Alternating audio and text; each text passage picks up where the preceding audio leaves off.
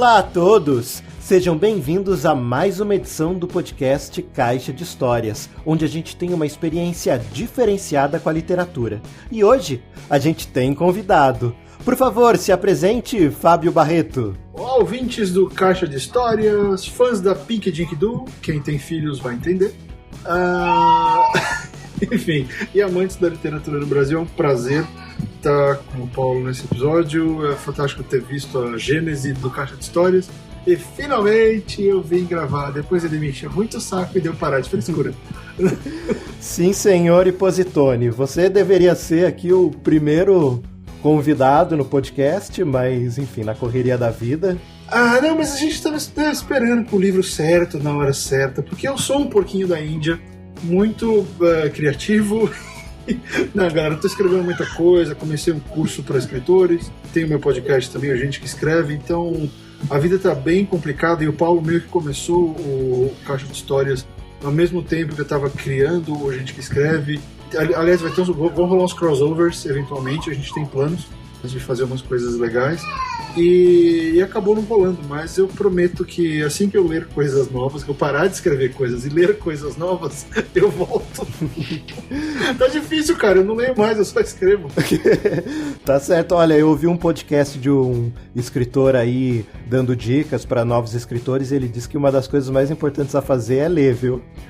Eu sei, eu já ouvi falar desse cara, parece que ele manja das coisas, né? E eu concordo, tem que ler, o problema é quando ele só fica lendo as coisas que escreve ou as coisas que os outros escrevem. Não, mas tá sendo um segundo semestre bem atribulado, porque eu felizmente consegui fechar um agente aí no Brasil e isso já tá gerando resultados.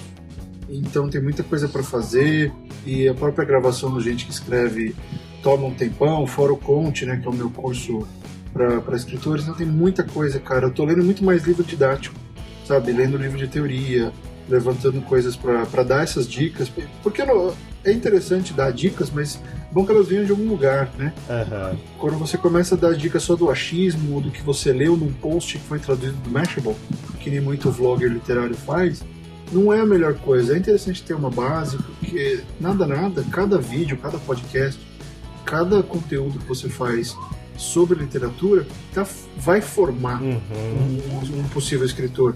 Então é bom que você forme direito, né? Não é uma crítica, nem cada um faz como acha que deve, tal, mas eu prefiro dar uma base. Então, lá para coisa de julho, mais ou menos, eu comprei uns 12 livros didáticos de técnica, livro de roteiro, livro de narrativa, de escrita criativa, várias coisas. Então eu estou compilando tudo isso, fora os cursos que eu fiz, para poder ter esse material bacana. Então eu tô lendo isso, na verdade. Eu não tô lendo um livro narrativo, né?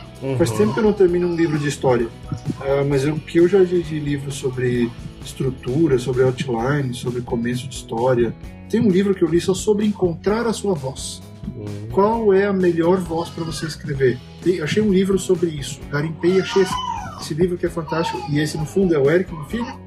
Ele está participando da conversa com a gente e ele vai continuar participando da conversa com a gente. E essa é a Luísa, minha esposa, que está assistindo TV na sala de baixo. Então, ela tá ali. Tá certo, mas Desculpa, vai ser um podcast de família, você entendeu? Entende o meu drama aqui? Sim, um podcast de família aqui. O Caixa de Histórias tem tudo a ver com família. O livro que você escolheu foi O Oceano no Fim do Caminho, do Neil Gaiman. A edição que a gente tá lendo aqui teve tradução da Renata Petergil, acho que é assim que pronuncia, lançado pela editora Intrínseca. Vamos ouvir um trechinho então, antes de começar a discutir? Vamos lá.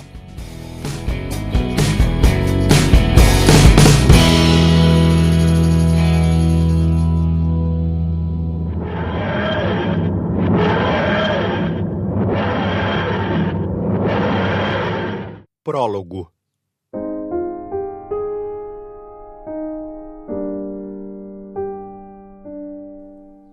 Eu estava de terno preto, camisa branca, gravata preta e um par de sapatos pretos, bem engraxados e lustrosos. Um traje que normalmente me deixaria desconfortável, como se estivesse usando um uniforme roubado ou fingindo ser adulto. Hoje me confortou, de certa forma. Era a roupa certa para um dia difícil. Tinha cumprido meu dever pela manhã. Dissera as palavras que me cabia dizer com sinceridade. E em seguida, após a cerimônia religiosa, entrei no carro e dirigi sem rumo, sem planejamento, com mais ou menos 1 hora para matar antes de ver mais gente que havia anos não encontrava, distribuir mais apertos de mãos e beber várias xícaras de chá na mais fina porcelana. Dirigi pelas sinuosas estradas rurais de Sussex, das quais me lembrava apenas parcialmente, até que me vi a caminho do centro da cidade. Então, sem pensar, peguei outra via, dobrei à esquerda e depois à direita. Foi só então que percebi para onde estava indo, para onde ia desde o começo, e fiz uma careta, consciente de minha ausência de bom senso. Eu estava dirigindo a caminho de uma casa que há décadas não existia mais. Pensei em dar meia volta nesse momento, quando já seguia por uma pista larga, que um dia fora uma estradinha de pedras ao lado de um campo de cevada, em retomar e deixar o passado em paz. Mas fiquei curioso. A casa velha na qual eu morei por 7 anos, dos 5 aos 12, essa foi derrubada e sumiu do mapa. A nova, que meus pais construíram nos fundos do jardim, entre os arbustos de azaleia e o círculo verde na grama, que chamávamos de Anel de Fadas, essa foi vendida há 30 anos atrás. Reduzi a velocidade do carro ao ver a casa nova. Para mim, seria sempre a casa nova. Parei na entrada de veículos, reparando no modo como eles haviam seguido o estilo arquitetônico de meados da década de 70. Eu tinha esquecido que os tijolos eram marrom escuros. A pequena varanda da minha mãe fora transformada pelos novos moradores num jardim de inverno de 2 andares. Observei a casa com um olhar fixo, encontrando menos lembrança da minha adolescência do que esperava. Nem dos tempos bons, nem dos ruins. Eu tinha morado naquele lugar por um tempo. Não parecia fazer parte de nada do que eu era agora. Engatei a ré e saí da entrada de veículos. Eu sabia que era hora de ir para a casa movimentada e acolhedora da minha irmã, toda arrumada e preparada para a ocasião. Conversaria com pessoas cuja existência eu apagara da memória havia anos, e elas perguntariam sobre meu casamento, fracassado 10 anos atrás, um relacionamento que foi se desgastando lentamente, até que um dia, como sempre parece acontecer, chegou ao fim. E se eu estava namorando alguém? Não estava. Não sabia nem se conseguiria. Não por enquanto. E perguntariam sobre meus filhos, crescidos com suas próprias vidas. Queriam muito ter podido vir. E sobre o meu trabalho. O trabalho vai bem, obrigado, eu diria, sempre sem saber como falar do que faço. Se conseguisse falar, não precisaria fazer. Eu faço arte, às vezes arte verdadeira, e às vezes isso preenche os espaços vazios da minha existência. Alguns, nem todos. Falaríamos sobre os que já se foram. Nós nos lembraríamos dos mortos. A estradinha rural da minha infância era agora uma rua pavimentada, o asfalto preto servindo de divisória entre 2 enormes condomínios de casas. Dirigi por ela, afastando-me da cidade na direção contrária que deveria ir, e a sensação foi boa. A pista negra e lisa tornou-se mais estreita, mais sinuosa, transformando-se na estradinha de uma faixa-sol da qual eu me lembrava da minha infância. Depois em terra batida e pedrinhas arredondadas, brancas como ossos. Logo, eu guiava lentamente o carro aos solavancos por um caminho estreito, ladeado por arbustos de amoras bravas e rosas mosquetas entremeados de fileiras de aveleiras ou matagais de cerca-viva. Parecia que eu havia dirigido de volta ao passado. Aquela estradinha estava exatamente do jeito que eu lembrava. Ela e nada mais. Passei em frente à fazenda Caraway. Lembrei-me de quando tinha só 16 anos e beijei Kelly Anders, que morava ali com suas bochechas coradas e cabelo louro, e cuja família estava de mudança para as ilhas Shetland. Kelly Anders, que eu nunca mais beijaria nem veria de novo. E então, por mais de 1 quilômetro, nada além de campos de pastagem dos 2 lados da pista. Um emaranhado de prados. Aos poucos, a estradinha virou uma trilha. Estava chegando ao fim. Lembrei-me dela antes de fazer a curva, e então a vi, em toda a glória de seus tijolos vermelhos castigados pelo tempo, a casa de fazenda das Hempstock. A visão me pegou de surpresa, embora desde sempre fosse ali que a estradinha terminava. Não havia como ir adiante. Estacionei o carro ao lado do curral. Não sabia o que fazer em seguida. Fiquei me perguntando se após todos esses anos ainda haveria alguém morando ali. Ou mais especificamente, se as Hempstocks ainda moravam ali. Parecia improvável, mas pelo pouco que eu lembrava, elas eram pessoas improváveis. O fedor do esterco de vaca me atingiu assim que saltei do carro e atravessei o pequeno pátio com cuidado até a porta da casa. Tentei em vão encontrar a campainha, então bati. A porta não estava fechada direito e se abriu lentamente com o toque dos nós dos meus dedos. Eu já estivera ali, não estivera? Muito tempo atrás? Tinha certeza que sim. As memórias de infância às vezes são encobertas e obscurecidas pelo que vem depois, como brinquedos antigos esquecidos no fundo do armário abarrotado de um adulto. Mas nunca se perdem por completo. Parei na saleta na entrada da casa e falei: "Olá! Tem alguém aí?" Nenhuma resposta. Senti cheiro de pão no forno, de lustramóveis e madeira antiga. Meus olhos demoraram a se adaptar à escuridão. Esquadrinhei o ambiente e já me preparava para dar meia volta e ir embora, quando uma senhora surgiu na saleta mal iluminada, segurando um pano branco. Seus cabelos eram grisalhos e compridos. "Senhora Hempstock?" Falei. Ela inclinou a cabeça para o lado e olhou para mim. "Sim, eu conheço você, meu jovem", disse ela.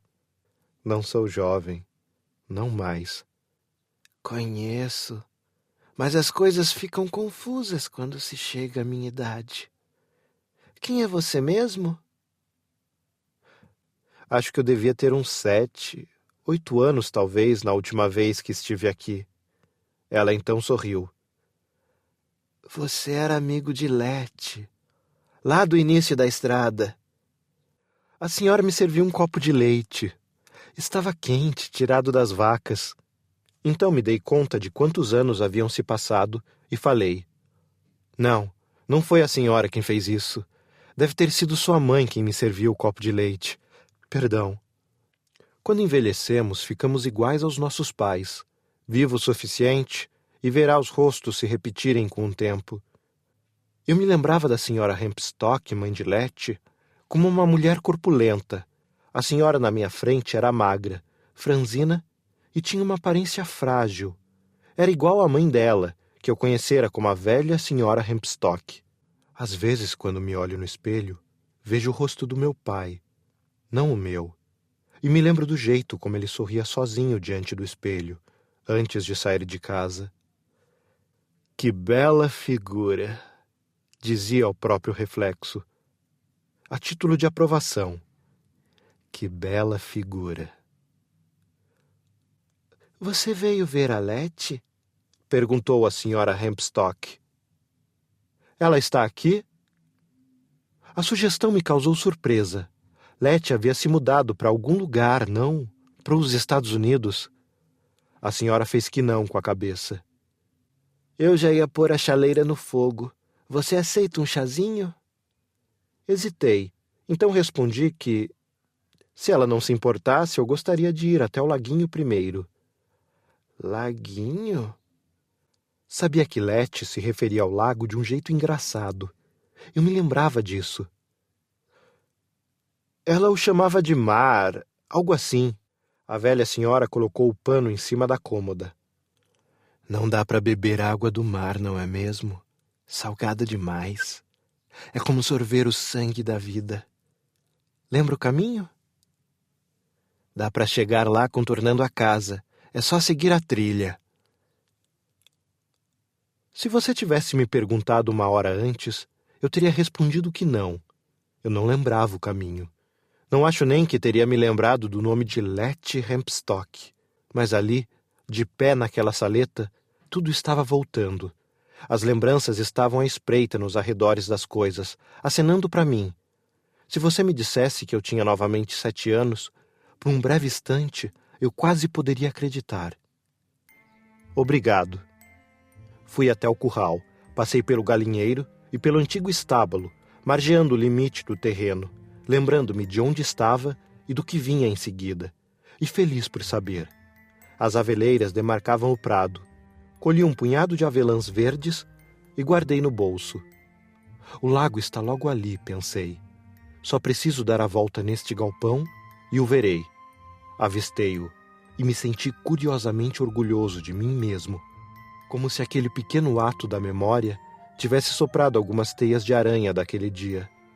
O lago era menor do que eu lembrava. Havia um pequeno galpão de madeira na outra margem, e perto da trilha, um banco antigo e pesado de madeira e ferro. As ripas descascadas haviam sido pintadas de verde, fazia poucos anos. Sentei-me e fiquei olhando o reflexo do céu no lago, a camada de lentilhas d'água nas margens e uma meia dúzia de ninféias. De vez em quando, jogava uma avelã no meio do lago, o lago a que Letty Hempstock chamava de... Não era mar, era? Ela devia estar mais velha do que eu agora, Letty Hempstock. Tinha apenas uns poucos anos a mais naquela época, apesar do jeito peculiar de falar. Tinha 11 anos, e eu... Quantos anos eu tinha? Foi depois do fiasco da festa de aniversário. Disso eu me lembrava, então devia ter 7. Fiquei tentando lembrar se havíamos chegado a cair na água. Será que eu tinha empurrado Letty no lago de Patos, aquela menina esquisita que morava na fazenda bem no fim do caminho? Eu me lembrava dela na água. Talvez ela tivesse me empurrado também. Para onde ela foi? Estados Unidos? Não. Austrália, era isso. Algum lugar bem longe. E não era mar, era oceano. O oceano de Letty Hempstock. Lembrei-me disso. E ao lembrar, lembrei-me de tudo.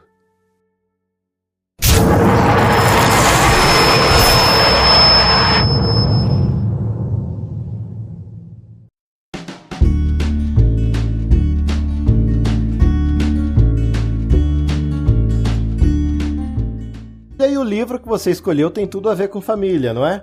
Quase tudo. Sabe que ontem eu tive uma epifania, né? Ontem eu estava criando a apostila para a segunda aula, se não me engano, do meu curso, e eu fui estudar alguns, porque tem uma coisa que é muito importante, né, quando você vai escrever, que é saber sobre o que é a sua história. Muita gente começa a escrever para descobrir sobre o que é a história. E como o cara não tem a metodologia para ir até o final, descobrir sobre o que é a história, depois voltar e escrever, o Eric não para, cara. Ele não para. Então, como normalmente o jovem escritor não tem essa metodologia, ele pode até descobrir sobre o que é a história, mas como não ficou legal na cabeça dele, ele desiste e esquece da história. Então, é interessante você saber sobre o que é a sua história antes de começar a escrever. Assim você já escreve com mais foco. E aí eu dei o exemplo do Oceano no Fim do Caminho, que é um dos livros mais tocantes do Neil Gaiman, um dos livros mais curtos até do Neil Gaiman, mas que tem um punch, né? Tem uma pegada muito forte, e que ele não é só sobre família, ele é sobre lidar com a chegada da idade, né? Porque se a gente não presta muita atenção na abertura e no final do livro. A gente sempre pensa na história do garoto, que não tem nome, com a Letty, com a Ursula Monkton, mas a gente não pensa do parênteses que tem nessa história, que é o personagem esquecendo das coisas, que é o personagem encarando o fim, né? Porque o pai dele morreu. A história conta pra gente: você já veio aqui, mas você esqueceu. Você esquece, você vem aqui quando você precisa, mas depois você esquece, porque é assim mesmo. Então o cara tá vendo a vida dele ficar pra trás. Então é família, mas é muito mais sobre essa jornada da memória. E isso, o Eric concorda comigo absolutamente. E cara, eu só saquei isso ontem, depois de já ter lido 5, 6 vezes, ter ouvido o audiobook. É muito louco como o Oceano no Fim do Caminho tem como ele tem camadas possíveis. Não sei se todas essas foram colocadas pelo game, mas ele tem camadas possíveis e você pode analisar por várias óticas e encaixa. Por que você escolheu O Oceano no Fim do Caminho pra gente conversar aqui? Eu escolhi O Oceano no Fim do Caminho porque é um livro muito especial, assim, muito marcante pra mim. Eu sou fanático pelo Gaiman, por absolutamente tudo que ele faz. Não li tudo ainda, estou aproveitando, né, aos poucos. Tem algumas coisas que eu ainda não li, ainda preciso... Eu não terminei o Sandman, por exemplo. Agora que tá saindo, que fechou o Overture, que é o final do Sandman mesmo, eu quero ver se eles vão lançar um pacote completo, uma encadernação completa, com tudo de Sandman, e aí eu vou investir uma grana, vou comprar essa edição, porque eu quero ter tudo aqui. E aí comecei, eu já li alguns, mas eu não li tudo. Então, eu adoro game. E eu acredito que O Oceano no Fim do Caminho seja um livro muito seminal. Ele vai ser um livro muito importante na literatura mundial, muito em breve, porque ele é tão simples, e ele é tão profundo, assim como o oceano que cabe no balde, que não tem como, assim, é muito interessante. Ele sai de toda aquela vibe mais pesada da mão do Gaiman, daquela fantasia urbana, né, do olhar diferente para tudo, e ele cria uma história tão curtinha, mas tão efetiva, tão transformadora como tudo que ele faz, não sei se por design ou por acaso, mas eu acho que é um dos livros mais transformadores dele. E é um livro super rápido, é um livro que você pode recomendar para qualquer um. Você não precisa conhecer, você não precisa ter a menor ideia de quem é Neil Gaiman. Você pega esse livro, você vai gostar. Lógico, tem gente que não gosta porque não é o estilo, mas se você estiver precisando ouvir essa mensagem, cara, é um livrinho muito simpático. Foi o primeiro livro do Gaiman a chegar no topo da lista de best-seller do New York Times.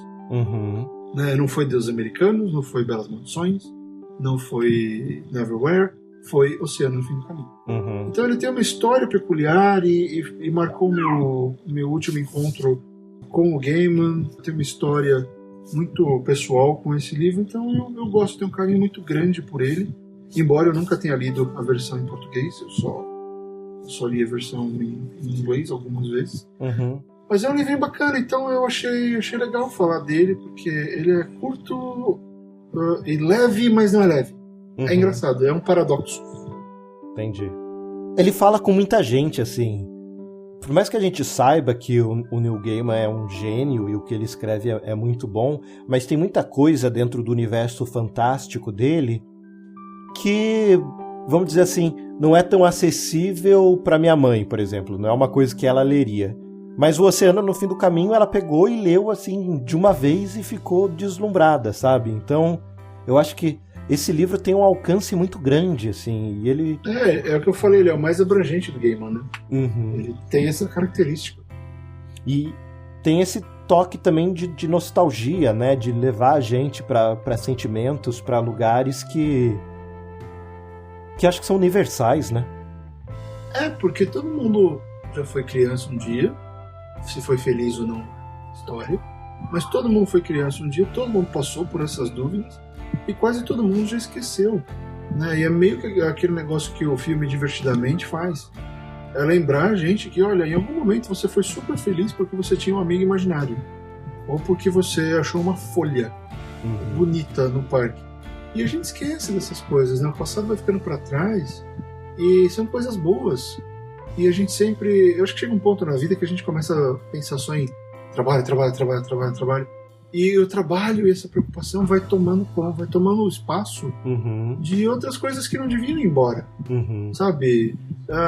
Primeiros beijos quase ninguém esquece, mas primeiras risadas, primeiras coisas como primeira lufada de vento na cara, primeiro farol vermelho, sabe? Primeira bobagem, primeiro acerto. Esse tipo de coisa a gente vai deixando pra lá, e o Gaiman achou essa analogia fantástica pra falar, eu acredito que bem autobiograficamente, pra falar da infância dele, porque ele de repente tá começando a esquecer dessas coisas. E tem um texto dele, que inclusive isso tem em áudio, se você quiser ouvir, tem no Spotify, é o Neil Gaiman lendo uma carta que ele mandou pro Ray Bradbury. Chama The Man Who Forgot Ray Bradbury. Porque o Bradbury tá com problema de memória, né? E o Gaiman passa muito por isso, porque o Terry Pratchett morreu também sem completamente loucão, né? Sem lembrar nada, super mal. E ele escreveu essa carta pro Bradbury, e é fantástico ele falando da importância do trabalho do Bradbury pro Bradbury, e fazendo uma brincadeira com o cara que não consegue soletrar o alfabeto, né, ou números, enfim. Ele faz uma coisa que é tão legal, então ele tem esse lance da memória, sabe? A memória é sempre importante, de alguma maneira, no trabalho dele. O Sandman é memória pura, né? O próprio personagem do Sandman é memória pura. Os deuses americanos, o que o Quarta-feira significa, os deuses, eles são a memória do passado. Sempre tem isso, né? Neverwhere, você tem sempre a figura do sábio que está ali, de um lugar que contém várias histórias esquecidas. Você vê, o esquecimento é algo muito presente na obra do Gaiman. E dessa vez, como você colocou muito bem, no Oceano ele traz isso para qualquer um. Mesmo para aquela pessoa que não tenha nenhum interesse no fantástico, no extraordinário que ele vê. Não, olha, nesse livro você tem que acreditar em uma coisa: que existe um oceano dentro de um lago, e que se botasse num balde caberia também, que existe a Trindade Hemstock, e que elas vão para lugares que ninguém mais sabe que existem, e que nesses lugares existem coisas feitas, coisas aterrorizantes. É a única coisa que você precisa acreditar. Todo o resto é super pé no chão. A própria Ursula Montan, ela se transforma, ela encarna tudo aquilo que a gente tem medo quando a gente é criança. Tudo que é controle, que é disso, sabe, o fim da família, que é a pessoa que não te escuta, que é a falsidade. Criança odeia a falsidade, criança é muito honesta. Então ela incorpora tudo que a gente odeia. Então ela nem é um monstro tão absurdo que veio pelo pé dele, que era o lençol e não sei o quê. Não, ela é a personificação de tudo que uma criança tem medo. Cara, melhor que o Homem do Saco. Sabe que assim, dentro da fantasia do Neil Gaiman, tem um quê que eu vou chamar aqui de fantasia cotidiana, vamos dizer assim. Porque dentro de tudo isso que ele constrói muitas coisas fantásticas, ele tem uma imaginação privilegiada, mas tudo tem a ver com um sentimento que é muito cotidiano, que você sente sempre, é um maravilhamento que às vezes você encontra no dia a dia. Tanto é que a relação que às vezes ele usa com os deuses, eu acho que tem a ver com isso também. Como assim? Como é que os deuses entram? Por exemplo, as próprias Hempstock são uma referência à figura que tem várias mitologias da Trindade, as Três Parcas, por exemplo, sempre essa questão de Trindade que se opera muito. E eu acho que essas explicações que a sociedade cria, né, através da religião, eu acho que o Gaiman passa um pouco por isso também. Passa. No Deuses Americanos tem isso com as irmãs Ultranaya, que são é muito interessante porque duas das deusas, e agora elas sempre me fogem o nome, mas é a que cuida do amanhecer e a que cuida do anoitecer. Na mitologia é russa, se não me engano, é ali, no leste europeu, né? Tem as duas irmãs Ultranaya, que uma cuida do amanhecer e outra cuida do anoitecer. Aí o Gaiman, ou é russa, enfim, eu acho que é russa. Aí o Gaiman foi lá e criou a Zoria Ultranaya, que é a do meio. Que é a que cuida que é a que mente. As outras duas elas não sabem mentir, porque elas têm que ser, se elas mentirem, elas podem querer enganar a chegada do dia ou a chegada da noite. A do meio não, ela é do Twilight, ela é do crepúsculo. Ela existe entre as outras duas. Cara, é muito louco. E aí ele criou isso e ele mesmo fala que tem lugar que usa de referência mitológica que fala como se ela existisse de verdade. Ele inventou. Aí ele fala, eu criei uma deusa. Mas sim, ele usa a questão da Trindade, até porque é algo que todo mundo religioso ou não acaba ouvindo, né? O mundo as religiões pagãs tinham muito disso. O druidismo, por exemplo, também tem base numa trindade de conceitos, de missões, né? Que é cure a si mesmo, cure a comunidade, cure o mundo. Então, a nossa sociedade, todas as sociedades são cheias de trindades por aí. É interessante. E esse lado que a fantasia dele sempre parece ser alguma coisa que você já conhece, nesse termo que eu falei, cotidiana. Porque ele brinca... É uma coisa que eu gosto nele e eu tento fazer, às vezes, quando cabe nas minhas histórias, e eu ensino muito isso para os meus alunos, que é a questão do... beira um pouquinho o realismo fantástico que rolou na América Latina, que é o fato de vamos olhar para isso que está na nossa frente, o que pode ser interessante, o que pode ir além do que é. Né? Então, às vezes, um sapato vira um portal, uma porta leva para um lugar que não devia, um lago contém um oceano que leva para um velho mundo, sabe? É uma questão de olhar, e aí, quando você olha e encontra esse diferencial, é muito mais fácil para você, por exemplo, pegar e retrabalhar o mundo à sua volta. Porque tudo que o Gaiman faz é dar uma nova ótica sobre o que a gente vive. Ele dificilmente, exceto pelo Sandman, que é todo um mundo lírico, ele dificilmente sai das demandas naturais do ser humano. Stardust, por exemplo, ele cria um outro mundo e tal, mas tudo que acontece com o Tristan Thorne é super...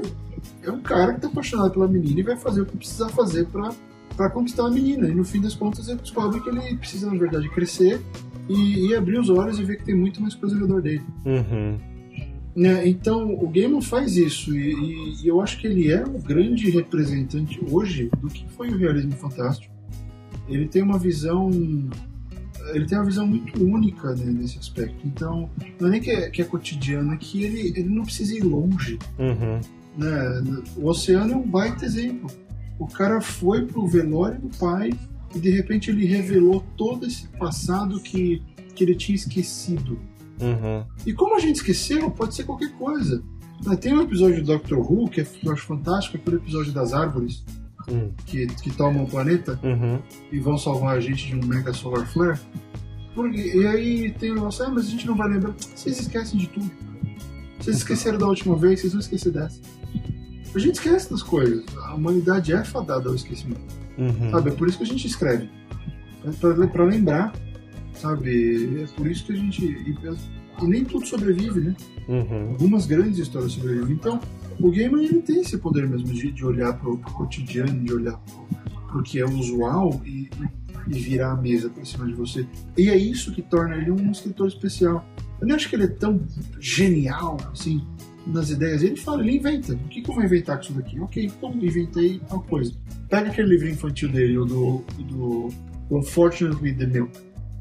Cara, aquilo é brilhante, é surto completo. Mas é um pai tentando enrolar os filhos porque ele demorou pra levar o leite pra casa. E a gente nunca sabe qual é a verdade. Por que diabos ele demorou pra levar o leite? Porque ele conta a história mais maluca do mundo e ele não fala por que ele demorou mais do que devia pra comprar o leite.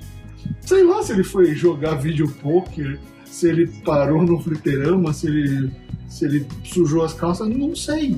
Porque ele conta uma história e eu continuo sem saber por que diabos ele não levou o leite. Então é uma característica do Gaiman e é uma coisa que às vezes eu tento lutar para não replicar, porque eu gosto tanto disso que é muito fácil você chegar e putz, estou fazendo igual. Mas é uma habilidade fantástica dele e é um jeito muito bom de começar a escrever. Se você aí que tá afim de começar a escrever, não comece pela mega saga épica de fantasia de 6 livros que vai rivalizar Game of Thrones. Começa com uma coisa simples que está alcançável para você, que você conhece mesmo. E é diferente do escreva sobre o que você conhece. Eu discordo disso. Acho que você tem que pesquisar, você tem que sempre aprender quando você está escrevendo. Mas pega uma temática próxima, uma temática que vai te ajudar a encontrar a sua voz. Depois você vai para a saga de bruxos, magos, elfos. Depois ninguém estreia desse jeito. Sabe? O primeiro trabalho nunca é uma série épica. Todo mundo que lançou a série épica gigante ralou pra caramba escrevendo outras coisas. Então olhar para o mundo à nossa volta é fabuloso. É uma oportunidade ímpar de você virar, ok, como eu posso transformar a minha vida, o cotidiano, como o Paulo chamou, em algo fantástico? Ah, sim, eu vou transformar. O céu hoje tá laranja. Por quê? Não sei, descobre. Né? E aí inventa uma história fantástica do porquê o céu está laranja. Então são essas coisas que o Gaiman faz muito bem e que permeiam a obra dele, né? E acho que é isso que faz o Oceano tão especial, porque ele é fácil, todo mundo teve infância, todo mundo passou por aquilo de alguma maneira, todo mundo teve os medos que o personagem dele tem. Legal. Você concorda? Concordo, acho que tem tudo a ver. E por exemplo, você citou o Stardust aí, que tem o símbolo do muro, de não atravessar, e eu acho que uma coisa bacana, assim, é que ele usa essa noção, todo fantástico do Gaiman não é uma coisa pra você se perder, fugir do mundo real, como possa se achar. Na verdade, é um se abrir da sua bolha, né? É passar a ver coisas que você não via, e que é uma metáfora pra vida, de você não ficar fechado nas suas próprias ideias sempre, você conseguir ir além. Eu acho que no Oceano fala disso também, quando o menino tenta ir além dos próprios problemas com os pais e com o vizinho, com o gato dele, enfim. Porque a grande sacada aí, Paulo, é que a ficção, e vamos chamar assim, o Gaiman pode ter vários gêneros para ele, mas ele escreve ficção. E como ele não faz... Acho que ele nunca fez ficção científica. Talvez o Como Conhecer Garotas seja meio ficção científica porque tem alienígenas. Não sei... Enfim, ele é o ator de ficção. Todas as histórias dele são fictícias. E assim como na boa ficção mais fantástica e na ficção científica, o grande objetivo sempre foi a crítica social, sempre foi a revelação, sempre foi o estudo de algo que precisa ser estudado. Então, se você olhar bem para o que ele faz, é o que o Asimov fazia, por exemplo, que é usar essa roupagem mais fantástica para analisar, para detonar alguma coisa que precisa ser detonada. Então, o Gaiman, ele basicamente leva a gente para olhar pra gente mesmo. Só que ele faz isso é interessante porque muita gente critica ele, a gente fala que ele seria mais bem sucedido se ele não escrevesse coisas bobas. Tem um cara que falou isso, coisas tolas, porque não, ele fantasia tudo. Se ele escrevesse aquele romance que, assim, esse é puramente opinativo, não é julgamento sobre ninguém nem nada, isso é o que eu sinto. Aqueles romances bobos que não acontecem nada, que as pessoas são normais, fazem coisas normais, começam normais, terminam normais. Eu não gosto. Acho que é mais uma réplica da realidade, sabe? Se é ficção, transforma alguma coisa. Faz alguma coisa ser mais interessante do que é. Faz a praia ser mais que a praia. Eu sou assim, então eu gosto de fazer isso porque eu escrevo e eu gosto de ler coisas assim. Ponto. Se você gosta de coisa, fantástico, parabéns pra você, eu acho que tem que continuar aí. Mas assim, o Gaiman, tudo que ele faz tem poder transformador. Porque ele olha para assuntos que são relevantes, ele olha para coisas que precisam ser ditas. Sabe?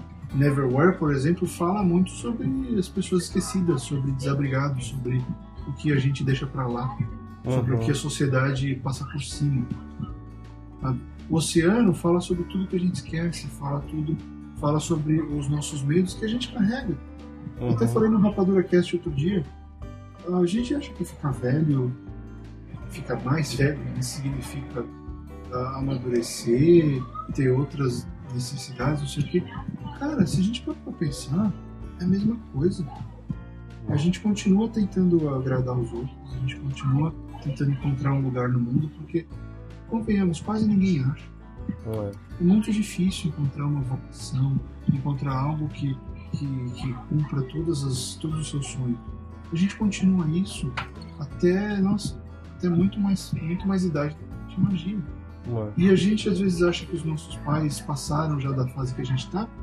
Não, cara, às vezes os nossos pais estão passando pela mesma coisa que a gente está passando. Porque eu acho que o Renato Russo canta alguma coisa nesse sentido, de que os pais são crianças como você, né? Acho que é no Pais e Filhos. Cara, ele tá super certo. A gente esquece disso e a gente começa a achar que existe um distanciamento, mas não, às vezes os nossos pais têm os mesmos dilemas. E a gente não fala com eles a respeito disso porque, né? Porque não, eles são mais velhos, tá? São os pais, imagina, eles não pensam mais em será que eu tô bonito hoje? Né? Será que eu tô fazendo a coisa certa? Eles pensam. Eu tive uma longa conversa sobre isso com meu pai e muito disso veio porque a minha perspectiva mudou depois de ler Oceano, depois de reler o Stardust, porque o Stardust também tem muito de relação pai e filho. E no Oceano você vê como o pai do Gaiman foi importante para ele. Né? Então é uma coisa muito louca, porque eu falo, cara, o grande escritor, ele fala o que precisa ser dito. Ele vai abordar uma temática universal. Sabe? Se você for escrever pensando só, meu público-alvo é leitor de fanfic, então eu vou criar um personagem que escreve fanfic, não sei o que. Tá, existe quem escreve fanfic, tem seus dilemas, tem seus problemas, mas você entende que você está pegando por uma característica da pessoa e não por quem ela é, sabe? Você vai focar, eu vou escrever um romance para quem gosta de academia. Tá, gostar de academia é uma faceta da pessoa, não é uma demanda, é um gosto dela. Então você não vai, na verdade, tratar com a natureza dessa pessoa, você vai tratar com o gosto dela. Sabe? Muito autor de fantasia, iniciante, erra nesse aspecto. Eu vou escrever para quem gosta de fantasia. Tá, mas qual a sua temática? Por que você vai contar essa história? Né? E o Gaiman sabe por que ele tem que contar a história. Ele tem que contar porque aquilo que o personagem passa, porque você falou, né, de ultrapassar limites. Tem com o Wall, o muro de Stardust e o próprio limite da casa do garoto do oceano, quando o Ursula Bantam prende ele. E quando ele entra no oceano também, de certa forma, quando ele se joga no oceano. Tudo tem limite. Tudo tem limite. Ele tem que ficar ali, ele não pode tocar em nada, ele tem que segurar a mão dela. O mundo sempre fica limitando a gente. E qual que é a função da infância e da adolescência? É quebrar isso. Tanto que o Tristan passa na hora que ele consegue superar o velhinho, sabe? O guarda. Então, existe essa coisa da transformação na hora certa, porque naquela hora ele tá pronto para ser confrontado por aquelas perguntas. Até onde o Tristan está disposto a ir para conquistar a mulher que ele ama? Que a gente sabe que não dá a mínima. Então a gente sabe que a história não tem a ver com ela, mas é o que é importante para ele. É importante para ele conquistar a mulher que não dá a mínima para ele. A gente sabe que ele vai terminar de outro jeito, mas a gente quer saber até onde ele está disposto. E no oceano é isso. Até onde ele está disposto a tentar chamar a Letty, porque ele sabe que a Ursula Monckton está dormindo com o pai dele, que vai ferrar com a família dele, que está enganando a irmã dele, que ela é o mal encarnado. Ele tem que correr o risco. E aí ele corre o risco. Ele foge, ele se ferra umas 2 vezes e aí ele consegue escapar, ele consegue driblar o problema e evoluir. Cara, a temática do Gaiman é o mais importante dele. Nem a narrativa, se você parar pra ver, ele escreve... Eu tenho 2 coisas assim sobre a escrita. Eu acredito que depois que ele escreveu uma frase, aquela frase nunca mais pode ser mudada, porque não tem outro jeito melhor de escrever aquela frase. Eu olho assim, não tem como. Tanto que traduzir o Gaiman foi um prazer e foi um inferno. Porque eu não posso errar. E eu tava adaptando muita coisa. Porque o meu maior problema com a primeira tradução de Neverwhere no Brasil é que o editor mudou muito. Aquele texto não é o texto do Neil Gaiman. Tá certo. É um texto adaptado.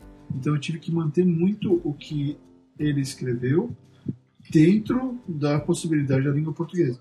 Inclusive com repetições. O Gaiman usa repetição bastante. Então eu vejo assim, quando ele escreveu uma coisa, você fala, esse é o jeito de escrever essa frase. Não há outro jeito de escrever essa frase. Não importa quanto você mude, o quão bom você seja, o Neil Gaiman já te disse, esse é o jeito definitivo de escrever essa frase.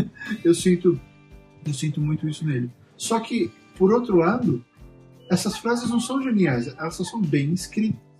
Elas te passam a sensação que ele precisa. Então, ele não é aquele cara que tenta ser lírico e transformador em cada em cada sentença. Não, ele vai construindo, ele vai te contando o que está acontecendo, e de repente lá no meio do parágrafo tem um diálogo que junta tudo que ele fez. E aí, pá! E você surta. E você fala, nossa, quebrei. Porque esse diálogo faz as últimas 20 páginas fazerem todo sentido. Então ele é um cara que ele sabe construir um negócio tão bem, de uma maneira tão leve, que você não percebe que ele está te levando para algum lugar. Você não percebe que ele está armando uma mega arapuca para te fazer chorar com uma frase. Porque é isso que ele precisa. Ele precisa de uma frase para fechar a conta e, ok, agora você vai repensar tudo aquilo que você acabou de ler. Cara, é fabuloso. Essa é a maior dádiva dele, sabe? A construção dele é precisa, mas ela não chama atenção. Que nem, ele é o juiz de futebol que ninguém vê. Só que aí ele vai e puxa o cartão, né? E você olha para ele, caramba, ele estava ali e agora tudo fez sentido. Então o Oceano é muito. A relação do moleque com a Ursula Martin é assim, porque ela deixa de ser um monstro, porque ninguém mais vê o monstro. Ela só passa a ser um dos medos da infância. E aí a Letty volta e fala pra ele, não, ela é má, ela saiu do seu pé, eu sei disso. Então a gente tem que mandar ela embora. E como é que a gente vai fazer isso? E aí começa a questão de todo o plano deles. Sei lá, eu falo demais, desculpa, mas é tanta coisa. Não, que é isso. Bom, então já puxa também o que seria a sinopse do livro. Tá, a sinopse é mais ou menos assim. Quando um homem de meia idade volta pro lugar onde ele cresceu por causa do velório do pai, ele se dá conta de que o passado dele é muito maior do que ele se lembra ou do que ele imagina. E tudo isso começa num oceano que cabe num laguinho, numa fazendinha no interior. Legal. E cara, tudo que essa história permite é muito louco. Qual que é a sua cena favorita? A minha cena favorita, eu gostei, por exemplo, como eles fazem pra chegar no mundo mágico. Que ele tá junto com a Letty, né?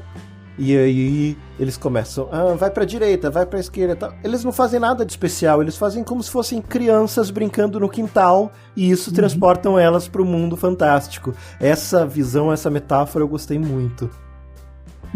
Porque é meio que acontece, né? As crianças brincando, elas criam os mundos. E ele, é o que eu te falei, você vê, ele pegou isso, eu achei que eles fossem pular no oceano. De cara, essa seria a entrada. Não, mas aí ele constrói claramente pra você achar que vai no oceano, pelo nome do livro, todo como se constrói, você acha que eles vão usar o oceano pra ir pra outro mundo, mas não. Aliás, não é uma crítica à opção do título, é só um comentário extra. O título original é The Ocean at the End of the Lane. Então, uma tradução bem literal, só para ajudar a melhorar o sentido, seria o oceano no fim da rua. Porque esse lane aí do título é a ruazinha onde ele mora. Né? Que aqui existem, tem o street, tem os drives e tem os lanes, né? E na Inglaterra também. Então seria o oceano no fim da rua. E é literalmente porque ele tá na casa lá onde ele mora, onde ele cresceu, ele descia a rua, no final da rua tinha lá uma chácara dessas 3 mulheres e o oceano ficava lá. Então, literalmente seria o oceano no fim da rua. Mas com certeza ficou bem melhor o oceano no fim do caminho. Mas aí o caminho te dá várias outras leituras, né? Então, e eu gosto muito dessas possibilidades, porque eu acho que tem muito a ver com o livro. Desde ter acontecido no fim da rua mesmo, como por exemplo, o fato que leva ele pro mundo fantástico, né, no comecinho do livro, é justamente alguém que morre, que é o fim do caminho dessa pessoa. Da mesma forma também, ele tá num momento da vida dele, parece meio desacreditado, no funeral do pai, parece que ele tá num momento meio vazio da vida dele, como se fosse no fundo do poço, que tem a ver também com esse fundo do caminho. Então que também é o fim do caminho porque acabou a história dele com o pai dele. Então tem muitas referências realmente a isso. Por isso que eu falei, eu gostei do título, mas eu só achei interessante levar isso em consideração, porque, para deixar claro, né, que o objetivo inicial é falar da rua, mas que depois a tradução foi muito acertada, né, gostei bastante do título. Indo para o encerramento então aqui, Você queria deixar uma última... Já? Como assim? Isso é um Drops? Pois não, vamos falar mais 2 horas. O podcast aqui costuma ser curtinho mesmo. Pô, que coisa, estamos aqui falando. É gostoso falar de Neil Gaiman, né? Cara, é gostoso porque ele é um dos grandes representantes da criatividade hoje em dia. Ele não liga para alta crítica, ele tem vários veículos para trabalhar o que ele quer. Então ele pode ser lírico, ele pode ser bobinho e ainda assim informativo com as crianças. Aquele livrinho dele lá do Shu, que é o ursinho, o panda, ele é um dos livros mais vendidos por aqui. A molecada adora o Shu. Tem criança que se veste de Shu no Halloween. Então é bem legal. Ele pode ser lírico com o Sandman, ele pode ser mais denso com os romances.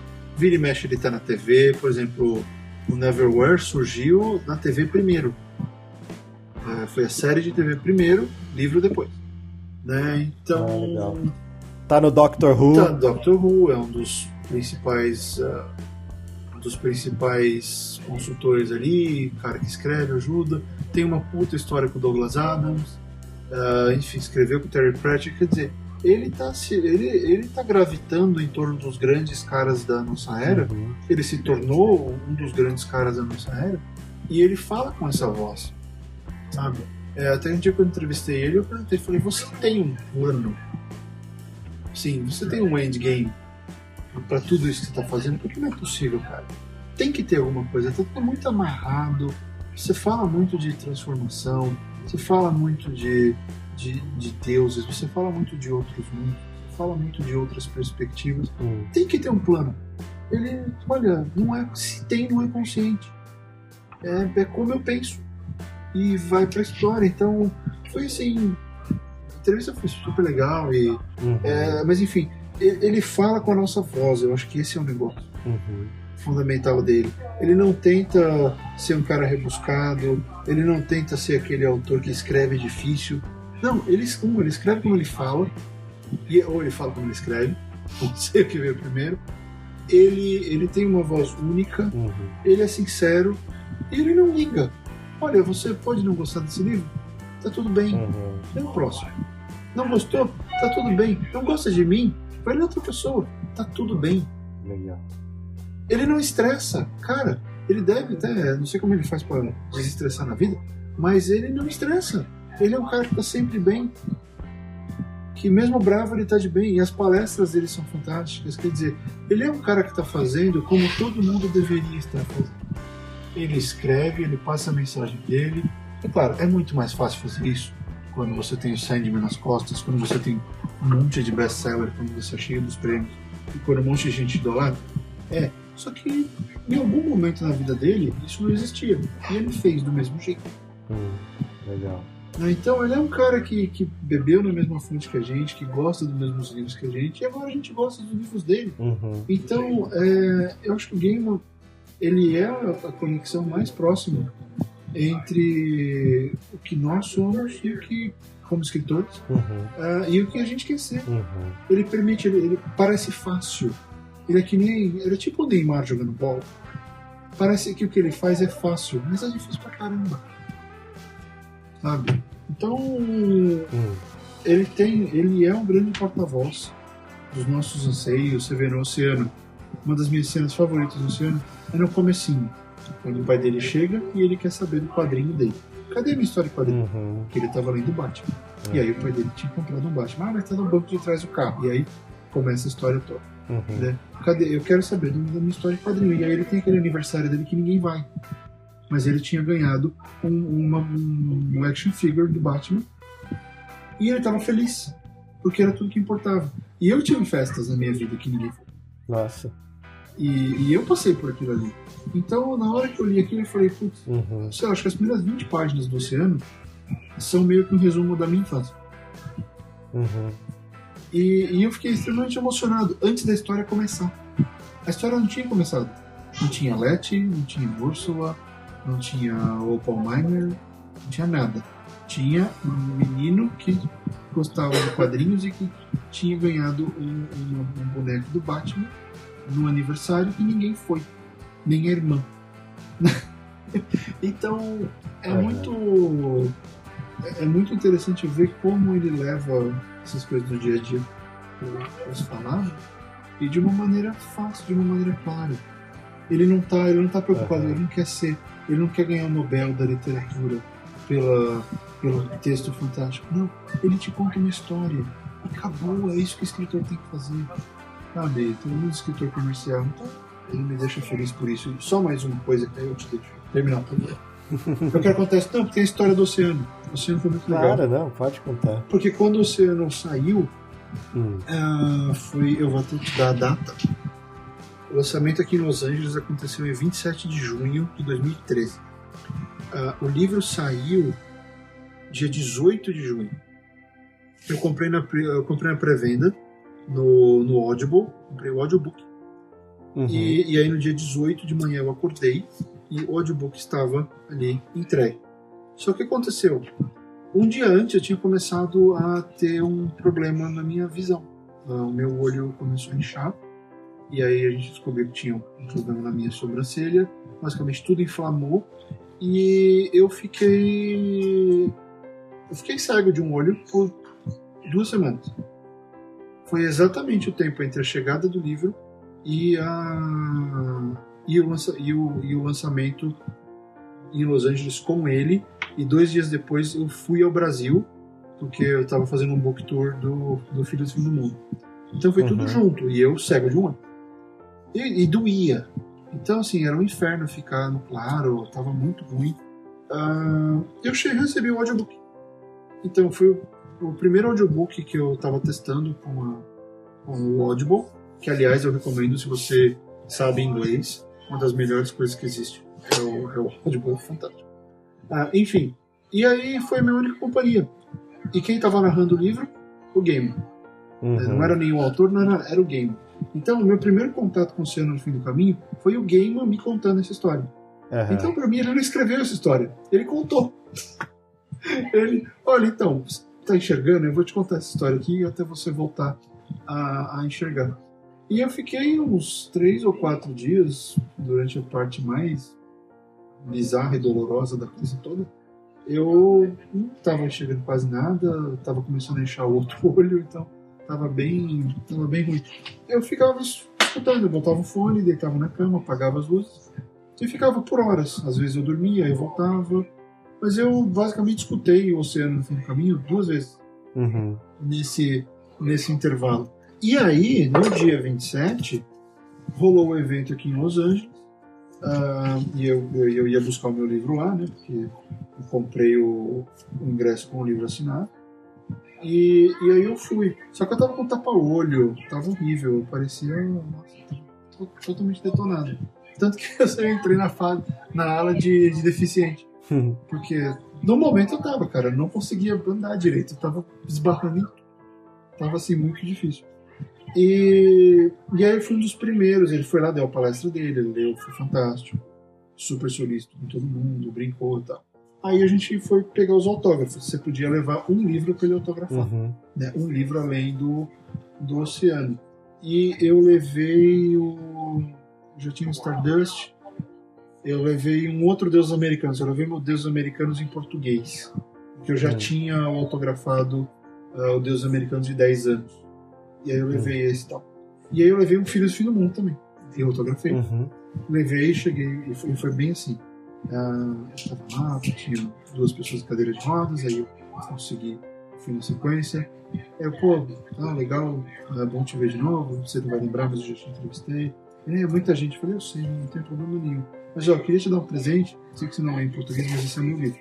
Então eu falei, tá aqui, esse é o meu primeiro romance, e eu escrevi muito por sua causa, você me inspirou mesmo estando longe, então eu queria te agradecer, que se um dia você aprender português, tá aí, eu queria te dar isso. Ele parou de assinar os livros que ele estava assinando, ele esticou a mão, deu a mão, ele, parabéns, nunca para de escrever. E ele falou, você agora é um de nós. e cara, que legal. Pegou, autografou meu livro, é um negócio, é bobeira, tá, fã, mas é isso que eu falo que é uma galharufa quase que você ganhou dele, que é uma coisa que a gente fala em teatro. O que é? É uma coisa que você pede pra para alguém que já é experiente no meio, que se admira, você vai e pede uma galharufa para essa pessoa. É uma prática do meio teatral. Então é como se fosse isso, que você ganhou uma galharufa do Gaiman nesse momento. E cara, essas coisas transformam, sabe? Porque eu já tinha entrevistado ele, eu já tinha participado de eventos com ele antes, mas isso foi especial porque, eu tava com o meu livro debaixo do braço.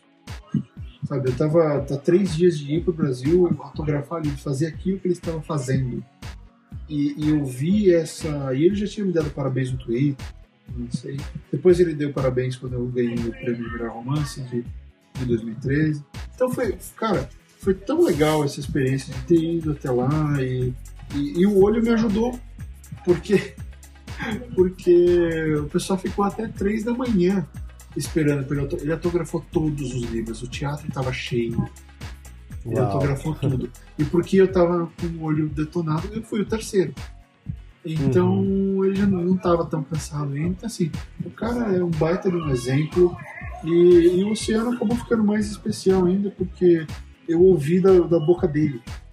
Sabe? Não reclamo, eu sou tradutor também, mas não foi tradução, não foi nem um livro editado, foi ele me contando. Então, foi uma experiência muito transformadora e muito que criou um vínculo muito maior do que eu já tinha com o Gaiman. Não foi nada especial assim para o mundo, mas foi especial para mim. E é isso que importa. Que legal, que legal. Pois é. Bom, Fábio, agradeço muito você ter vindo aqui conversar com a gente. Demorou um pouquinho, mas conseguimos, né? A culpa é minha, eu digo, eu assumo de novo, não foi o Paulo, fui eu. Mas eu prometo voltar com mais frequência. Deixa eu ler mais coisas. Eu tô lendo Leviathan Wakes, que é uma ficção científica muito legal. Quando eu terminar, a gente volta pra falar de repente. Legal. Mas agora fala um pouco mais do seu curso. Você já falou um pouquinho no começo, mas diz exatamente os endereços, como é que acham. Tem tanto o Gente que Escreve, o podcast, como tem o Conte agora também, né? Fala um pouquinho. Deixa eu falar meio rápido disso. Então, acabei nem me apresentando sobre isso no começo, né? Para quem não sabe, eu sou autor de Filhos do Fim do Mundo, que é um romance apocalíptico que foi premiado pelo Prêmio Argos de melhor romance nacional de literatura fantástica em 2013. Aliás, esse ano eu tô concorrendo de novo. O Céu de Lily.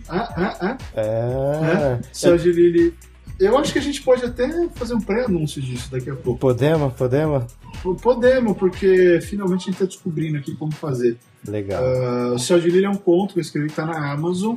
E o Paulo, que vocês tanto gostam e escutam, ele gravou o audiobook do Céu de Lily. Então nós estamos procurando uma plataforma para que a gente possa disponibilizar esse conto comercialmente para que você escute ele em áudio. E tá fantástico, assim. Eu enchi muito o saco do Paulo na direção, mas acho que o resultado final ficou muito bom. E eu não vejo a hora de achar esse canal que preste, porque tem algumas opções que eu não gostei, então enquanto eu não gostar a gente não lança.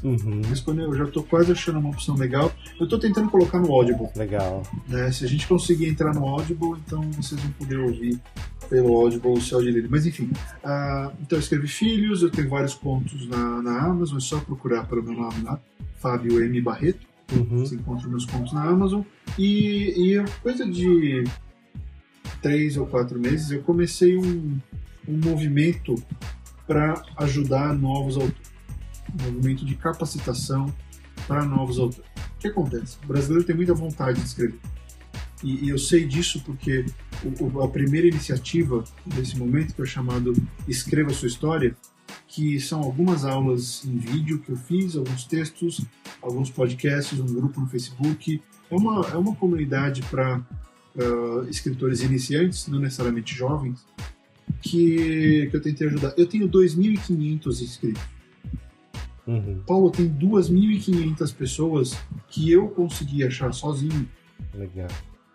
Que querem escrever. Que legal. Que querem ser escritores no Brasil. É um universo muito pequeno. Então, se eu, com uma iniciativa, conseguir localizar 2.500 pessoas, é porque tem muito mais. Tem. É porque o momento é extremamente propício ao jovem autor. A galera está muito motivada a escrever e está procurando um modo de se capacitar. E é o que acontece, a vontade existe. O que não existe é preparação na escola. Ninguém prepara escritor no Brasil.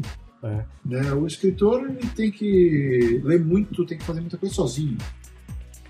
E uma coisa que eu acho legal, que eu quero ressaltar dentro do que você está fazendo, que até no episódio que eu gravei com o PH Santos, a gente comentou que às vezes a gente bota os escritores, as pessoas que a gente admira, num pedestal como se fosse inalcançável, como se eu nunca posso fazer algo nem perto disso. E no seu trabalho, você desmistifica um pouco isso. Claro que os grandes gênios, eles têm um talento, ele tem uma coisa especial, mas você pode fazer uma coisa de qualidade sim, uma coisa muito boa, e você só vai saber se você é gênio ou não depois que você estudar e entender essas coisas e praticar muito. E você consegue desmistificar isso, então, no seu podcast e mostrando que com trabalho, com estudo, qualquer um pode escrever, né? Cara, existe uma coisa, eu acredito que educação é tudo para essa hora. E como o Brasil não é nem de longe um bom exemplo de educação, então não dá para medir a qualidade literária das pessoas baseado nisso. Então, tentando botar em exemplos mais práticos, eu penso, por exemplo, alguém que estudou em escola pública no Brasil, o cara pode ser um escritor tão bom quanto o Neil Gaiman. Alguém preparou esse cara? Alguém deu a estrutura para essa pessoa? Alguém algum dia se preocupou com ela? Alguém se preocupou em falar, olha, se você ler tal livro, tem aqui os livros, faz esses exercícios, vamos conversar a respeito, me dá suas dúvidas, você tem interesse em escrever, então vamos falar. Isso não existe. Isso é a exceção da exceção da exceção da regra no Brasil. É raro. É quase um cometa passando. Um professor fazer isso de forma efetiva. Porque os caras... O professor ganha mal pra caramba, é super detonado, tem que trabalhar um monte. Os caras ralam demais. E ainda tem que ser mentor de estudante. Não dá, sabe? Tem que viver, então não adianta. Então eu penso o seguinte, tem que fazer isso quem pode. Eu, felizmente, nesse momento da minha vida, eu posso. Eu posso e eu sei o que eu tô falando. Porque eu me formei em cinema aqui, sou formado no Brasil, eu me formei na prática, eu escrevo eu escrevo há 17 anos. Eu escrevo há bem menos tempo ficção e tal, mas eu já escrevo, eu já vivo da minha escrita há 17 anos. Eu sei uma coisa ou outra. Então, por que não pegar e ajudar o pessoal da maneira que eu puder? E eu escrevo a sua história nasceu disso. E aí eu criei, tem essas 2.500 pessoas, a gente tem um grupo bem ativo no Facebook, bem legal. Eu dei uma parada com as aulas em vídeo porque estou dando trabalhão e o meu editor estava ocupado, mas eu já achei um outro editor, eu vou retomar. Então é assim, é um mix de mídias. Tem podcast, tem texto, tem vídeo, tem tarefas que eu faço, eu dou uma tarefa por semana, o pessoal fazendo no Facebook, eu não consigo ler tudo, mas uma ou outra eu leio, e vou ajudando. Dou conselho, porque se é o que eu posso fazer no meu tempo livre, eu vou dar conselho. E aí tem um podcast, então esse daí tá no escrevasuahistoria.com, né? Você coloca lá, escrevasuahistoria.com, você pode receber as primeiras 8 aulas e já tem acesso com o Facebook, tem um monte de informação lá. Legal. E aí cria uma lista que eu vou abastecer nessa lista. Eu vou começar a abastecer agora com dicas semanais. Como se fosse um newsletter.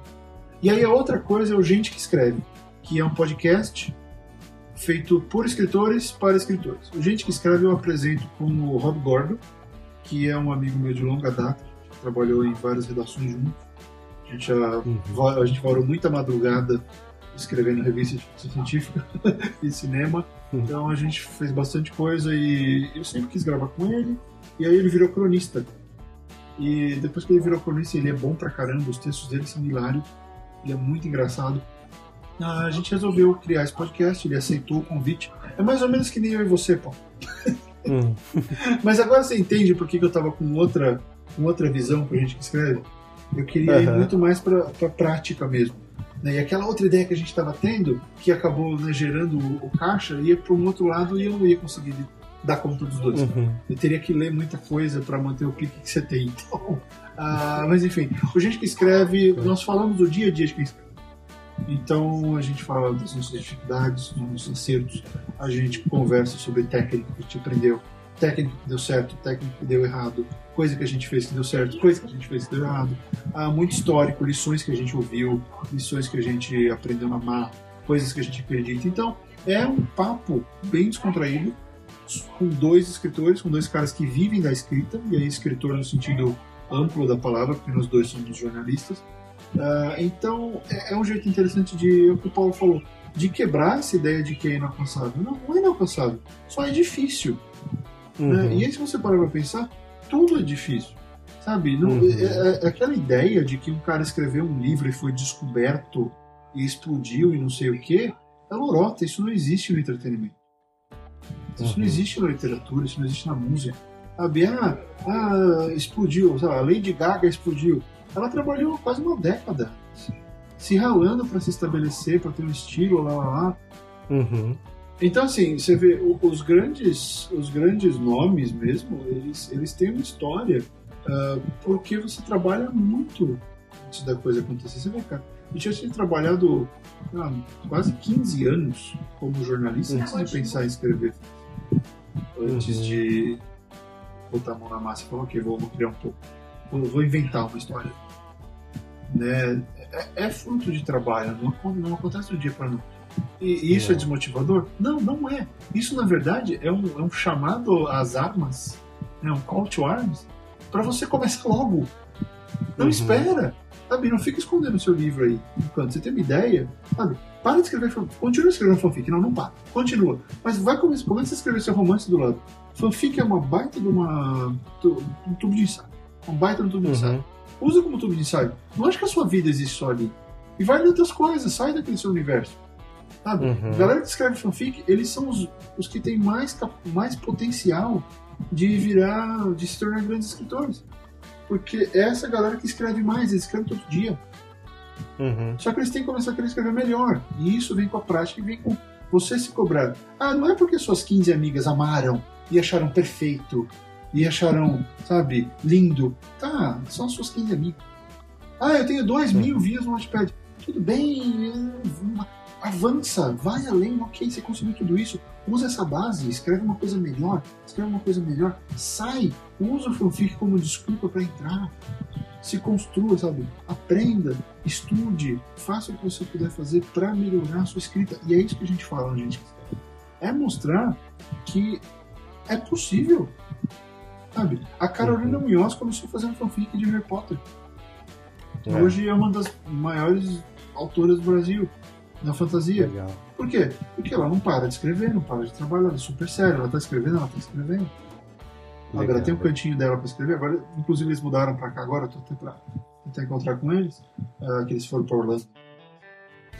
Então, trabalho duro gera bons escritores, assim como leitores. Você começou a ler direto ficção científica pesada? Não. Você começou a ler Arthur Clarke logo de cara? Não, você começou com Monteiro Lobato. Você começou com Maurício de Souza. Comecei com Gani Mendes José. Aí, não sei nem quem é o Gani Mendes José. É um escritor, ele escreve muito livro paradidático também. Quando eu era criança, você também era criança, eu acho, na época, tinha muito livro dele. Eu lembro até de livro-jogo. Eu acho que era um livro-jogo dele antes de livro-jogo ser uma coisa comum e chegar antes do boom do RPG, que tinha um livro-jogo chamado Mistério Atrás da Porta, então é bem legal. Olha só, é esse tipo de coisa, a gente começa a ler lá atrás para chegar no ponto, estou preparado para tal coisa. Assim como quando você vai começar a ler ou estudar uma nova língua, você tem que se preparar. Então a preparação existe, e todo esse esforço que eu estou fazendo é para tentar ajudar, às vezes com conceitos meio amplos, mas os exercícios ajudam muito, para mostrar para a pessoa que se ela mudar a perspectiva dela em relação à história, que é mais ou menos assim, eu prometo o cabo. Em vez de você falar, eu quero ser escritor, então eu vou escrever uma história. Você começa a escrever a história. E sobre o que é a história? Por que você está escrevendo essa história? Essa história é relevante agora? Quem vai ler essa história? Se você não se pergunta uma série de coisas, nenhum editor vai dar atenção, porque qual vai ser o resultado? Vai ser uma história que só você vê sentido nela, vai ser uma história que não vai ter esmero na hora de escrever, porque você vai ter escrito por sua conta, você não vai investir num revisor. A galera acha que investir em revisor é bobagem, que revisor acha que escritor é rico. Não, o revisor ele trabalha assim como um escritor. Só que o trabalho dele é revisar. Se você acha que ele tem que fazer de graça para você ou por preço merreca, você está desrespeitando o cara. Seria a mesma coisa que ele falar para você: olha, o dia que você vender o livro, você não vai receber nada. Você vai ficar feliz com isso? Não. Ele também não, você ganha. Então, é entender que a história ela precisa ser concebida de uma outra forma. O Brasil não tem método para concepção de história. A gente não encara isso como um mercado. A gente não encara isso como uma profissão. O escritor brasileiro ainda é o prodígio. Ainda é o cara que se destacou. Ele não é o cara que optou por ser um escritor. Ele não seguiu como uma profissão. Aconteceu. Na maioria dos casos, aconteceu. E porque o cara estava trabalhando muito e chegou ali. Mas é quase como um efeito colateral de alguma outra coisa que você faz, ser escritor no Brasil. Nos Estados Unidos, ser escritor, ser roteirista é profissão. O cara começa a estudar, vai para a faculdade para fazer isso. Tem faculdade de escrita criativa. O Brasil não tem isso. Olha só, não tem. Eu fiz faculdade de artes, mas não tem na minha faculdade tinha artes plásticas, tinha teatro, tinha música, mas não tinha um curso de ser escritor. Não tem. Aqui tem. Então o cara vai lá e faz 4 anos de escrita criativa. Ele vai ser escritor. Então ele sai, o que acontece? Ele vai escrever. Porque ele sabe muito mais do que eu sei, do que você sabe. Porque ele passou 4 anos na faculdade aprendendo isso. E durante esse processo está escrevendo um monte. Então, o Brasil carece dessa formação de escritor. Isso tem que começar de algum lugar.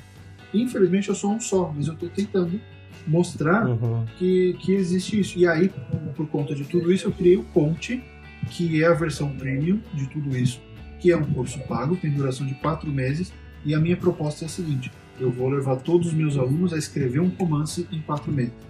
No final, cada um vai ter um puta romance escrito. Claro que a qualidade vai depender deles. Eu não vou parar de escrever para ninguém. Mas eu vou dar todos os conhecimentos que eu já peguei aqui nos workshops que eu já fiz, as aulas que eu já tive com Kevin J. Anderson, as entrevistas com o Gaiman, entrevistas com N roteiristas, entrevistas com o James Cameron, com o J.J. Abrams, que ensinaram muito sobre escrever roteiro. Com tudo isso que eu fui acumulando ao longo desses anos, sabe? Eu já entrevistei Nicholas Sparks, André Bianco, sabe? Já falei muito com o Dacon, com o Solano, com o Spore, essa galera que eu sigo, que eu vejo que eles estão fazendo. Eu juntei tudo isso que eu sei e botei num curso. Por quê? Cara, não adianta querer ganhar essa guerra sozinho. Se não tiver mais escritor dando certo, a gente nunca vai ter um movimento. A gente sempre vai ser a exceção, sempre vai ser o prodígio. Nunca vai mostrar para o mercado que eles têm que pôr mais dentro. E que a gente não tem que ficar dependendo o escritor vai pagar para publicar. Eu abomino isso. Às vezes é o único jeito, é porque o livro não está legal.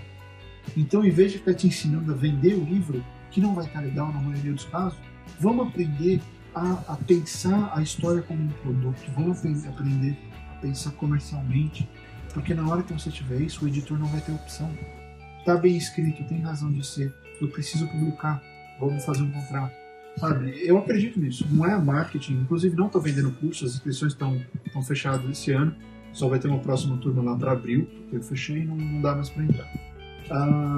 Tem fila de espera lá, tem 70 pessoas na fila de espera. Legal. Por próximo. Por quê? O pessoal percebeu que essa é uma necessidade e é uma coisa que a gente tem que fazer junto. Eu queria muito que o Spore tivesse fazendo, que o Dracon tivesse fazendo, que o Bianco tivesse fazendo isso. Porque quanto mais autor a gente claro, nem todo mundo vai explodir. Mas se, sei lá, de cada 50, 3 saírem, cara, então bem. Sabe? O mercado começa a ter mais volume e isso vai ajudar porque vai quebrar esse preconceito imbecil que o pessoal tem contra a obra nacional. Vai quebrar isso, vai ter mais gente escrevendo e a gente vai dar os primeiros passos para de fato ter um mercado literário nacional. Então eu quero ajudar nisso, pode ser muito idealista, mas sei lá, é o que eu acredito, eu sou assim, eu quero ajudar, eu quero ensinar, eu quero ter mais gente, porque cara, nem que eu quisesse, eu não conseguiria contar todas as histórias. Eu sou um só. Se na minha carreira eu conseguir publicar uns 20 livros, eu vou ser um escritor feliz. Então, só 20 livros? Isso não é nada. Precisa ter uns 200 livros brasileiros, de bons livros brasileiros, de autores brasileiros publicados nos próximos 15 anos. Eu sei que a gente tem que crescer junto, é uma onda, tem que ter mais gente para existir uma base. Senão a gente vai continuar dependendo disso. E agora que vlogger começou a lançar livro por razão nenhuma, porque eles são famosos e vendem, então agora que a qualidade foi pro buraco mesmo, é a melhor hora para a gente começar um movimento que realmente vai ter o que dizer, porque é escritor, porque quer não, porque ficou famoso com 1 milhão, 2 milhões. Uhum. Aos pouquinhos a gente vai mudando o paradigma. Eu acho que a literatura só tem crescido. Eu acho que as novas mídias aqui, eu com esse podcast, os outros podcasts literários que estão aí, e até esses booktubers, todo mundo tá ajudando a crescer essa cultura de ler no Brasil. E por mais que às vezes você torça o nariz, às vezes que, mas são só livro young adult, é só bobagem, mas... não tem problema. É um lugar de começar, né? Como a gente falou, um leitor não se forma de Machado de Assis, como querem forçar na escola. Assim, eu tenho paciência com ele. Mas assim, young adult tem coisa boa, cara. Uhum. Não é... Aliás, inclusive tem um podcast que eu e o Rob discutimos muito isso. Tem muita coisa boa em young adult. Alguns são enlatados demais e não agregam nada. Uhum. Mas, por exemplo, eu não gosto do Hunger Games como livro. Uhum. Acho uma porcaria. Mas o filme deu relevância para aquilo. Pronto. Na minha visão, o livro cumpriu a função que foi permitir a existência do filme, que é muito melhor. Mas tem gente que ama, ótimo, ama, não tô falando para não ler, sabe? E isso foi uma coisa, e aí você me permite essa última digressão, foi uma coisa que eu mudei muito nos últimos 3 anos, que eu tinha essa de, não presta, uma merda, e não sei o que. Eu mudei essa minha visão. Eu assumo que eu errei. E a minha visão agora é a seguinte, o livro não é pra mim. Uhum. Ponto. Não quer dizer que ele seja... Claro, tem coisa mal escrita, e aí você tem que falar mesmo. Os Jogos Vorazes eu acho um pouco mal escrito, mas sim, paciência. Mas ele não é pra mim. Ele não fala comigo. Então eu não tô plenamente apto a julgar esse livro. Uhum. Mas, por exemplo, eu li um livro de Young Adult que chama The Lost Gate, que é do Orson Scott Card, que é basicamente um negócio que usa a mitologia nórdica e tal. Tem um garoto que ele consegue criar um portal entre a Terra e Asgard. E é muito louco, meio como se os deuses nórdicos estivessem vivendo numa comunidade hippie. A parte da sociedade, assim. E Young Adult. Achei super legal. Ender's Game, que é muito antes do Young Adult virar essa febre toda, fala comigo, porque tem umas demandas de menino, coisas que tem a ver comigo, que eu acho divertido. Então não é porque... E tem gente que acha horrível, tem gente que abomina o livro. Então eu mudei esse paradigma, pra mim agora é assim, olha, eu não gostei do livro, se ele tiver mal escrito, aí realmente eu vou falar que é um livro ruim. Mas se tiver ok, só não é, e eu não gostar, ele só não tem a ver comigo, eu não tava pronto. Eu não estava pronto para aquele livro naquele momento. Que nem Deuses Americanos. Não é para todo mundo. Não é para todo mundo. Tem hora certa para ler esse livro. Se você ler na hora errada ou na idade errada, você vai achar que é um livro extremamente maçante e chato.